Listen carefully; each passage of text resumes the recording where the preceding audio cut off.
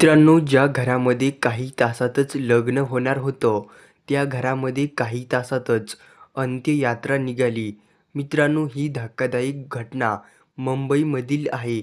मित्रांनो, माणसाचं काळीज पिळवून टाकणारं आणि माणसाचं हृदय हेलावून टाकणारी ही घटना अत्यंत दुर्दैवी घटना आहे.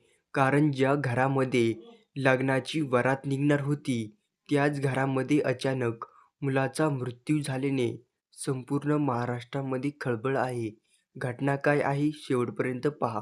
अचानक 13व्या मजल्यावर भीषण आग लागली आणि बघता बघता समद्या घरामध्ये आणि समद्या आजूबाजूच्या इमारतीमध्ये आगीने मोठा पेट घेतला आणि एका महिलेचा या आगीमध्ये जागीच मृत्यू झाला.